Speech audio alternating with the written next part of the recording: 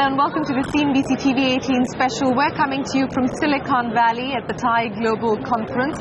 And joining me today is Nobel Laureate Kailash Sarthyathi. Mr. Sarthyathi, appreciate you joining us here on CNBC TV 18. It would be wrong of me not to ask you about the work that's being done by your organization as far as the drought is concerned. And you've put out some fairly damning statistics, and I just want our viewers to go through the numbers that you've put out. The number of missing children, according to your statistics, at 35,873, about 22,000 plus have been abducted or forced into child labor. This is all because of the impact of the drought across 10 states? It's very unfortunate that in India or anywhere in the world, the natural calamities and disasters push the children to become child slaves, being trafficked, and child labor, child marriages, and all these things. And unfortunately, this is happening in India now. And we are seeing the reports that in a number of places, in fact in 10 states and 253 districts in India, the children are affected by the drought. You've written a letter to the Prime Minister as well, asking the government to intervene and declare this a national emergency. What has the response been so far, and what are you picking up from the ground? What can be done at this point in time? And also, if you can give us some sense of where these numbers come from. I understand that they're government data, but how have you been able to collect this data? Well, I have written a letter to the Prime Minister to prioritize the welfare of children in this situation, because children are the worst sufferers, the worst victims of drought. They should not be pushed to marriages, they should not be pushed to leave their home villages, they should not be dropped out from schools and become child laborers. So in all relief measures and rehabilitation measures, children must be prioritized.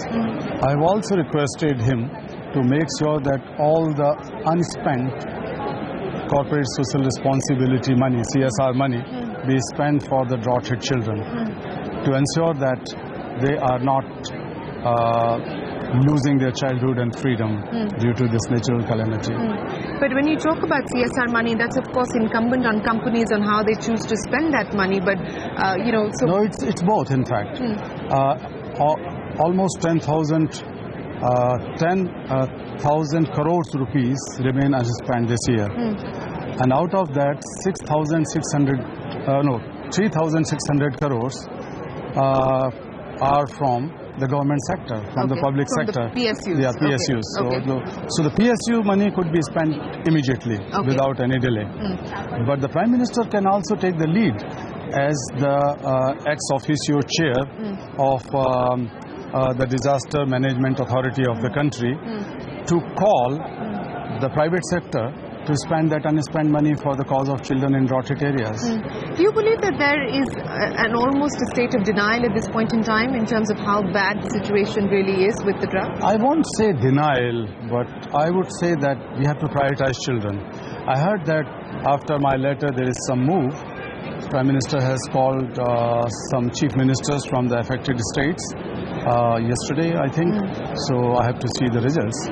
But my focus is on children, because once the children are compelled to leave their homes, they may end up in most difficult situations in other part of the country, and there would be very difficult to keep the track whether they are coming back and joining the schools again or what is happening with them. So we have to see the response. Okay. Speaking of policy response, let me also ask you about the anti-child labor bill and whether you believe that there is any forward movement on that, because it seemed like it was not a priority area for parliamentarians who seem to be busy with other more pressing matters, clearly. But also the version of the bill that was likely to be taken up, you weren't particularly happy with that version.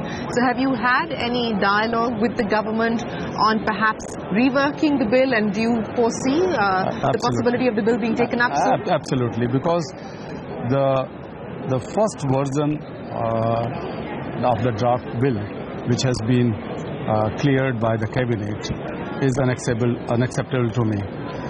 I have serious questions about it, about two major lacunas. One was that it does not define the family enterprises clearly. And you believe that that's a loophole that will be missed? That is a serious loophole. And another loophole is that the number of industries and occupations processes listed as the hazardous occupations. The suggested draft minimized it. But now I open the dialogue again with the top level. I personally had a meeting with the Minister of Labour and top officials, the Secretary of Labour and others, just 3 days ago before coming here.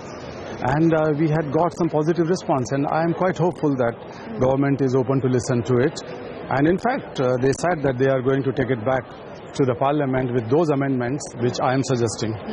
So can you take us through what are the suggestions that you've made specifically on both those issues? One, to plug the loophole that could be misused when it comes to defining a company as a family enterprise.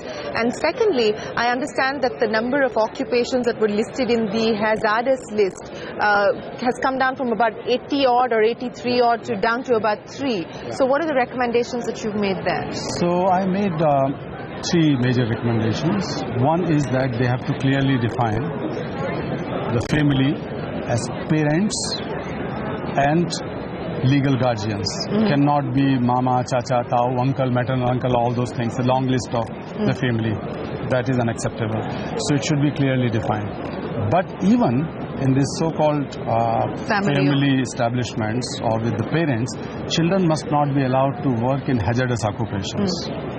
They can learn something, they can help the family in free time only after 14 years of age. So between 14 and 18, children must not be allowed to work in hazardous occupations. Earlier the list was 83. Now they have suggested 3.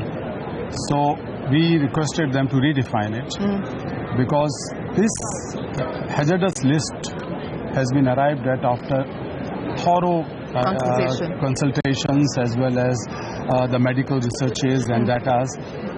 So now we cannot revert it back. So that's another thing. And thirdly, I have asked them to take the whole issue of rehabilitation of freed children who are withdrawn from child labor into consideration.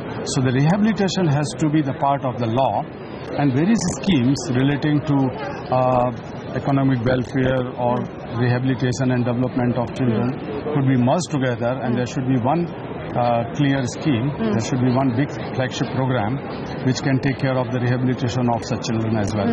You know, we don't know when this will go to cabinet or go back to cabinet and then finally be taken to parliament. I think it's going to be taken in the parliament. It's a very clear indication from the minister himself that they are trying to push in this session. In this session? In this session. Okay, because we don't have too much time left for this session, but you believe that it may be taken up in this session maybe itself? Because it is, these are the words of the minister himself, but it cannot be decided by the minister because there's a long list of other things. But he promised to push it hard. Okay, that's good to hear. But are you disappointed with the pace of change in India? I mean, you know, you tour the world addressing this issue of child labor, child slavery and so on and so forth. Do you believe that India has been lacking in its policy response? I mean, we're not even, we have not even signed up to a lot of the conventions that globally have been signed up. Yeah, actually, this is also kind of chicken and egg situation.